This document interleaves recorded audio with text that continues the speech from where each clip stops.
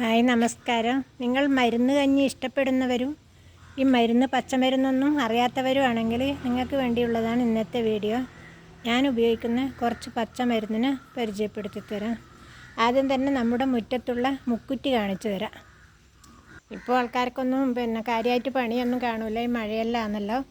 സമയം ഇത് നമ്മുടെ മുറ്റത്തുള്ളതാണ്.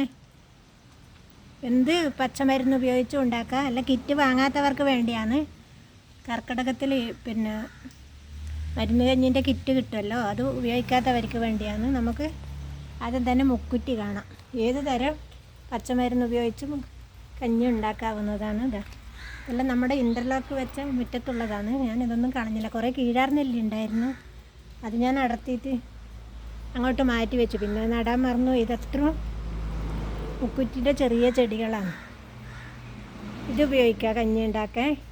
ഇത് പൂവാങ്കുരുന്നിലേൻ്റെ ചെടിയാണ്. ഇതും നമുക്ക് കഞ്ഞി ഉണ്ടാക്കുമ്പോൾ ഉപയോഗിക്കാം. എല്ലാം കുറേശ്ശെ മതി കേട്ടോ. ഓരോ ചെടിയായാലും മതി.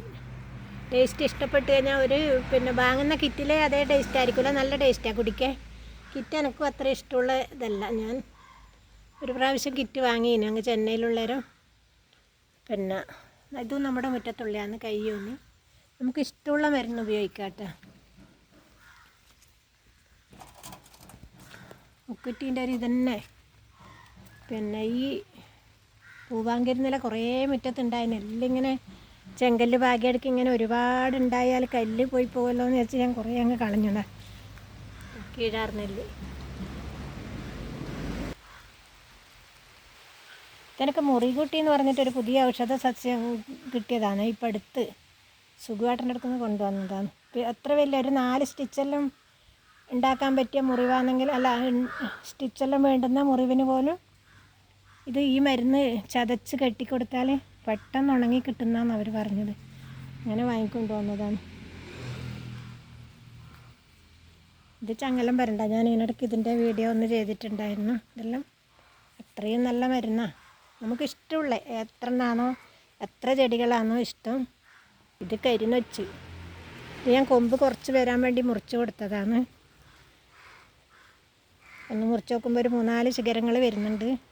ഇതെല്ലാം നടുവേദനക്ക് വളരെ നല്ലതാണ്. കണ്ട മുറ്റത്ത് ഇതന്നെ മുക്കുറ്റീൻ്റെ ഇതാണ് മൃതസഞ്ജീവനി. കണ്ട ഇത് ഞാൻ അങ്ങ് ഏഴിമല ഭാഗത്ത് പോയൊരു വീട്ടിൽ നിന്ന് വാങ്ങിയതാണ്. ഇത് കുറുന്തോട്ടി അറിയാത്തവർ പിന്നെ ആരും ഉണ്ടാവില്ല. ഇത് പനിക്കൂർക്ക.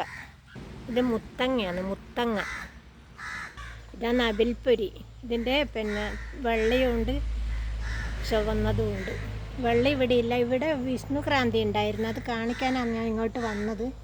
അപ്പോൾ ഇവിടെ കാണുന്നില്ല. നന്നാരിക്കിഴങ്ങും വിഷ്ണുക്രാന്തിയെല്ലാം ഇവിടെ ഉണ്ടായിരുന്നു. നന്നാരി വാഴക്കെല്ലാം തടയെടുക്കുമ്പം പോയി. ഇതൊരു ആവണക്കിൻ്റെ ചെടിയാണ്. കുറേ മരുന്ന് എനിക്ക് അറിയില്ല. അച്ഛനെല്ലാം മരുന്നെല്ലാം തറിക്കലും കഷായം വെക്കുമ്പോൾ എല്ലാം ഉപയോഗിക്കാനെല്ലാം തറച്ച് അളന്നെടുക്കുന്നതാണ്. കൈപ്പിടിക്കന്നെ അളന്നിട്ടെല്ലാം കൃത്യത്തോടെ പറയും എനിക്ക്. ഞാൻ ആ സമയത്തൊന്നും അങ്ങനെ ശ്രദ്ധിച്ചിട്ടില്ല, അതുകൊണ്ട് എനിക്കധികം മരുന്നൊന്നും അറിയില്ല കേട്ടോ. ഇതാണ് ചിറ്റമൃത്. എന്താ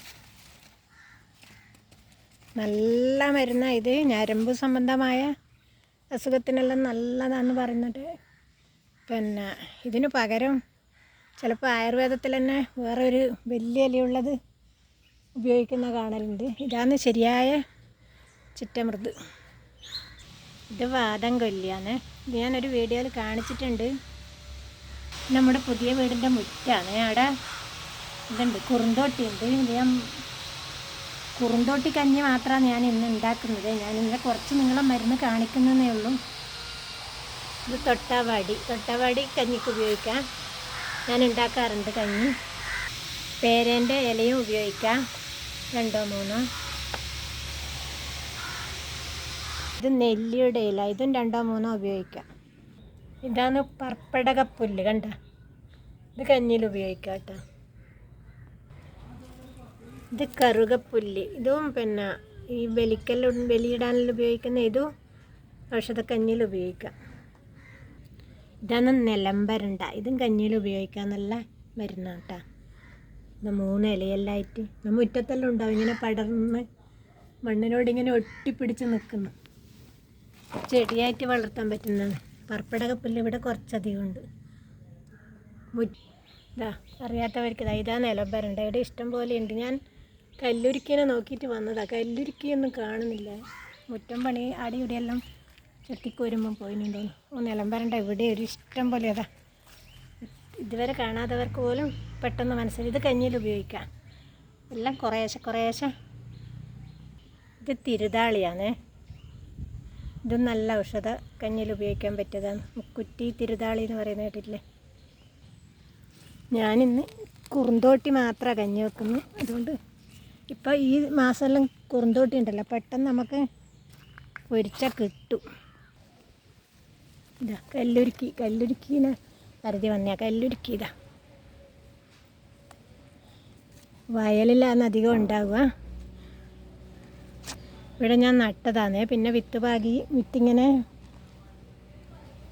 അങ്ങോട്ടും ഇങ്ങോട്ടും മാറിയിട്ട് ആയതാണ്. ഞാൻ വയലിൽ നിന്ന് കൊണ്ട് നട്ടതായത് കല്ലുരുക്കി.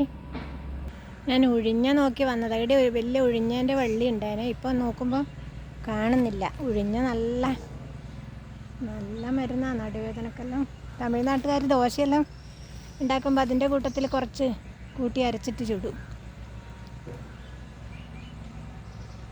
പിന്നെ എനിക്കറിയാത്ത കുറേ മരുന്നിടിയുണ്ട്. പേരറിയാത്തതുകൊണ്ട് ഞാൻ കാണിക്കാത്തതാണ്. മരുന്നാന്ന് എനിക്കറിയാം, പക്ഷെ പേര് മറന്നുപോയി. ഉപയോഗിക്കുന്നതും തരിക്കുന്നതെല്ലാം കണ്ടിട്ടുണ്ട്. ഞാൻ ഇടിച്ച് കൊടുക്കലുണ്ട് ഉരലിലിട്ടിട്ട്. പക്ഷേ അതിൻ്റെ പേരൊന്നും ഞാൻ ശ്രദ്ധിച്ചിട്ടില്ല. ഉഴിഞ്ഞ നോക്കാൻ അതിനോളം വന്നത്. ഇനിയിപ്പം വീട്ടിലേക്ക് പോകാമെന്ന്. ഉഴിഞ്ഞ ഞാൻ കണ്ടിട്ടാകുമ്പം വേറെ കാണിച്ചു തരാം.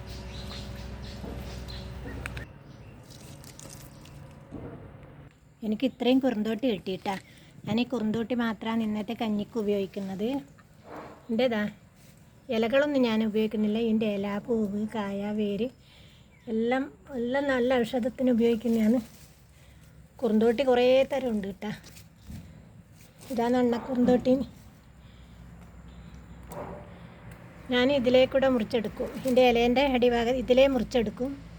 ഇതന്നെയാണ് പാൽ കഷായം വെക്കാനും ഇതിൻ്റെ വേരാന്ന് ഉപയോഗിക്കുക. പണ്ടെല്ലാം ഗർഭിണികളെല്ലാം ആയുർവേദ ചികിത്സ ചെയ്യുന്നവരുണ്ടല്ലോ, ഇതിൻ്റെ വേരുപയോഗിച്ച് പാൽ കഷായം വെച്ച് കുടിക്കും. പിന്നെ ഇതിന് വാദം, നമുക്ക് പ്രായമായാൾക്ക് വല്ലതും ഉണ്ടാവില്ലേ, തരിപ്പ്, വേദന, കാല് കടച്ചൽ, നീര്, അതിനെല്ലാം ഒരു ദിവസം കഴിച്ചാലൊന്നും ഈ ഉറക്ക ഗുളിക പോലെ ഗുണം കിട്ടിയെന്ന് വരില്ല. 2 ആഴ്ചങ്ങ് കുറഞ്ഞത് നല്ല ടേസ്റ്റാണ്. ഒരു ചുവയൊന്നും ഉണ്ടാവില്ല.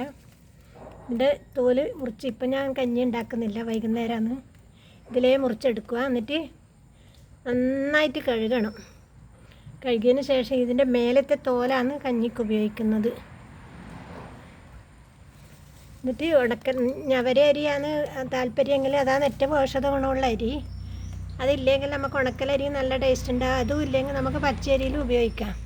കുറഞ്ഞതൊരു 2 ആഴ്ച തന്നെ കാലിൻ്റെ അടി പുകച്ചൽ, നീര്, തരിപ്പെല്ലാം ഉണ്ടാവില്ലേ ചിലവർക്ക്, കുറേ സമയം ഇങ്ങനെ മടക്കി വെച്ചാൽ അതെല്ലാം മാറും. ഒരു 2 ആഴ്ച കുറഞ്ഞത്.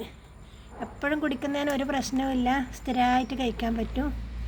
ഒരു 2 ആക്കെല്ലാം കഞ്ഞി പാകം ചെയ്യാൻ ചെറിയൊരു ഗ്ലാസ് 200 ml ഒരു ഗ്ലാസ്സിൽ അരി ഉണ്ടായാൽ ഒരു നേരത്തെ ഭക്ഷണമായിട്ട് 2 ആൾക്ക് ഇഷ്ടംപോലെ നല്ലോണം കഴിക്കുന്നതാൾക്ക് ഉപയോഗിക്കാം. വേണമെങ്കിൽ ആ കൂട്ടത്തിൽ ഒരു 2 ടേബിൾ സ്പൂൺ ഉലുവയും ചേർക്കാം താല്പര്യമുള്ളവർക്ക്. ഇനി ഇത് ഞാൻ മുറിച്ചെടുക്കുന്നു. ഇന്നത്തെ വീഡിയോ ഇത്രയേ ഉള്ളൂ. ഇതുവരെ മരുന്ന് കഞ്ഞിയൊന്നും ഉപയോഗിക്കാത്തവർ ഏതെങ്കിലും നമ്മുടെ മുറ്റത്തുള്ള ഏതെങ്കിലും കിറ്റ് പൈസ കൊടുത്ത് വാങ്ങണമെന്നൊന്നുമില്ല. എല്ലാം മരുന്നാണ്. എനിക്കറിയാത്ത കുറേ മരുന്ന് ഞാൻ കണ്ടിട്ടുണ്ട്, പക്ഷേ പേരെനിക്ക് ഓർമ്മ കിട്ടാത്തതുകൊണ്ടാണ് ഞാൻ കാണിച്ചു തരാം. ഇനി ഒഴിഞ്ഞ അങ്ങക്ക് കാണിച്ചു തരാം. ഒഴിഞ്ഞെല്ലാം നല്ല മരുന്നാന്ന് വെച്ചിട്ട് അവിടെ പോയത് നോക്കുമ്പോൾ അവിടെയൊന്നും കാണാനുണ്ടായിട്ടില്ല. ഞങ്ങളെ റബ്ബറിലുണ്ട്, അവിടെ കണ്ടിട്ടാകുമ്പോൾ ഞാൻ കാണിച്ചു തരാം. ഒഴിഞ്ഞ ഈ കർക്കിടം കഴിയുന്നവരെ വീട്ടിൽ തന്നെ നിൽക്കുന്നവർക്കും എല്ലാവർക്കും എളുപ്പത്തിൽ വലിയ പണിയൊന്നുമില്ല. ഇതിന് കറി വേണമെന്നൊന്നുമില്ല. ഉണ്ടെങ്കിൽ എന്തെങ്കിലും ഒരു തളോ തവരയോ ഒരു ഇലക്കറി ഉണ്ടാക്കാം. അല്ലെങ്കിൽ ഇത് മാത്രം കഴിക്കാൻ നല്ല രസമാണ്. പാലെല്ലാം ഒഴിച്ച് അടിപൊളിയായിട്ട് ഉണ്ടാക്കുക. വീഡിയോ കുറച്ചാക്കങ്ങ് ഉപകാരപ്പെടുമെന്ന് കരുതുന്നു. വീഡിയോ കാണുന്ന എല്ലാവർക്കും നന്ദി, നമസ്കാരം. പെട്ടെന്ന് തന്നെ വേറൊരു വീഡിയോ ആയിട്ട് കാണാം.